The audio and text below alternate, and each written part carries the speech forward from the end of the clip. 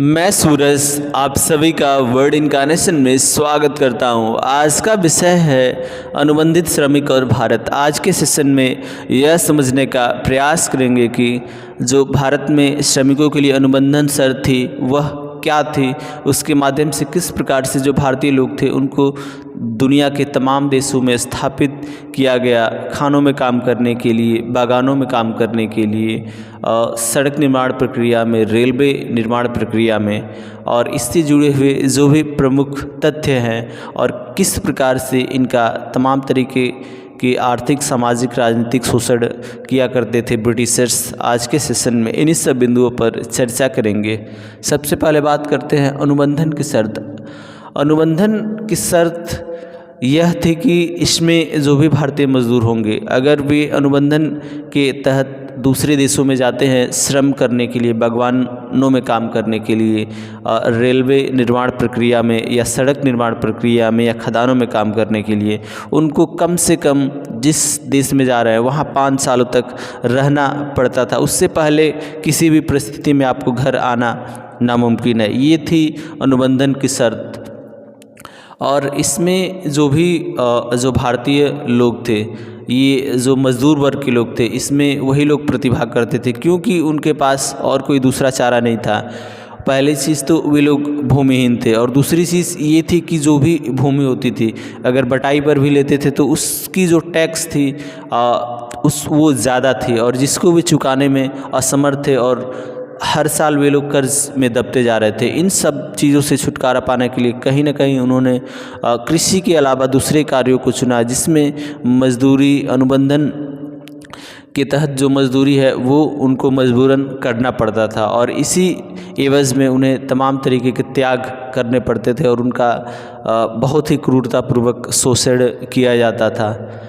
अब बात करते हैं प्रमुख राज्य, यानी कि कौन कौन से ऐसे भारतीय राज्य हैं जहाँ से ज़्यादातर जो अनुबंधित जो श्रमिक हैं वे दूसरे देशों में गए। इसमें सबसे पहले बात करते हैं पूर्वी उत्तर प्रदेश। पूर्वी उत्तर प्रदेश के जितने भी ज़िले हैं, यहाँ से ज़्यादातर लोग जो अनुबंधन शर्त थी इसके तहत दुनिया के तमाम देशों में गए। उसके बाद से बिहार, उसके बाद से मध्य भारत के राज्य, उसके बाद से बात करें तो तमिलनाडु के जो सूखे प्रदेश है, सूखे क्षेत्र है, उन क्षेत्रों से लोग इस अनुबंधन शर्त के तहत दूसरे देशों में कार्य करने के लिए गए। अब बात करते हैं अनुबंधित श्रमिकों का विस्थापन। अनुबंधित श्रमिकों का विस्थापन यानी कि भारत से तो गए, लेकिन किन देशों में गए, तो इसमें सबसे पहले बात करते हैं कैरिबियाई जो द्वीप है, अमेरिका, साउथ अमेरिका और नॉर्थ अमेरिका, इन दोनों के बीच में जो भी द्वीपीय देश है उन्हीं को कैरिबियाई देश बोला जाता है, जिसमें त्रिनिदाद, गुयाना, सूरीनाम, इन देशों में गए। उसके बाद से अगर एशिया की तरफ बात की जाए तो मॉरिशस, फिजी, ये सभी ऐसे देश हैं यहाँ पर भारतीय लोग काम करने के लिए गए।